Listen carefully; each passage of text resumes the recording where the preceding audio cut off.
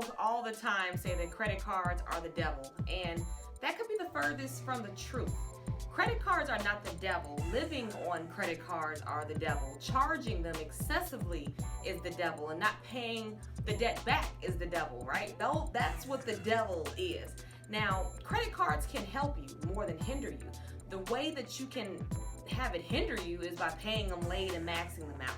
Right? Credit cards are there to help you build credit. That's the whole point of credit cards. But the problem is that a lot of people don't know how to manage them, right? And a lot of people don't know how to use them.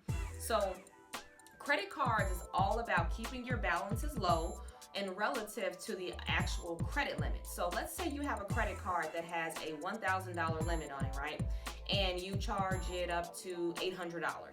Well, that will be considered a maxed out credit card.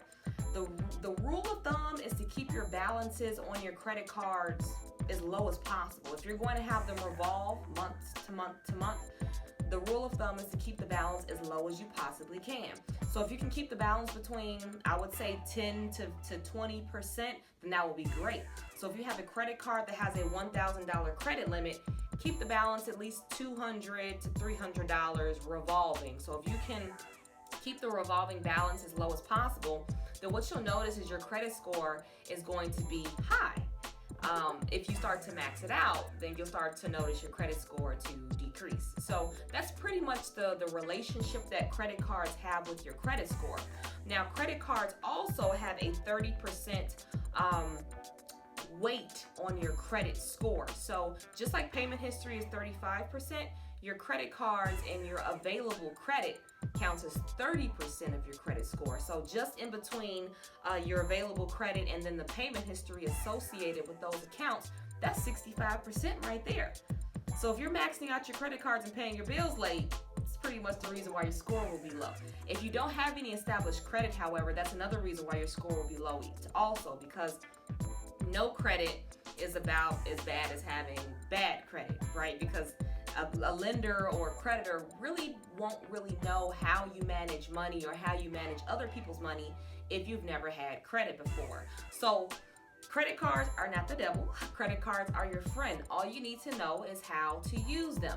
So remember, keep the balances low, never max them out, never pay them late. Those are the three top things you need to know when you're working with credit cards. If you've never had a credit card before and you have damaged credit, you're going to have a problem with getting a credit card. So what I would suggest is you get a secured credit card. A secured credit card is when you put down money to secure a credit line as collateral. So you'll go to a bank, you say, hey, I want a secured credit card. They'll make you put down $200-300, and then the credit card will be open with that credit limit as such. So if you put down $300, your credit limit will be $300.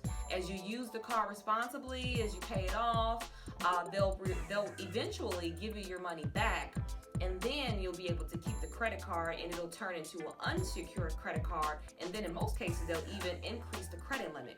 If they increase the credit limit, then your credit score will start to increase as well. So having credit is necessary if you want to have a good credit score. So remember that, okay? Always remember that. So establish some credit that way, and then you'll be good to go.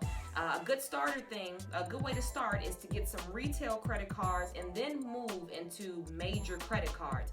A retail credit card is something like Walmart, Target, department store credit cards, Finger Hut. Those are good starters to get started with retail cards. As you start to build with retail cards, then you can move into unsecured credit cards with major banks. So you can go to Capital One, you can go to Discover, American Express eventually when you get your credit scores up there.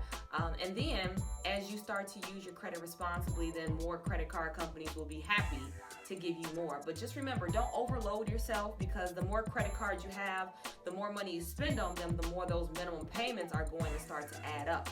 And those can be a little tricky if you want to manage them responsibly. So credit cards are not the devil. Just pay them on time, never max them out, and use them because they are your friend.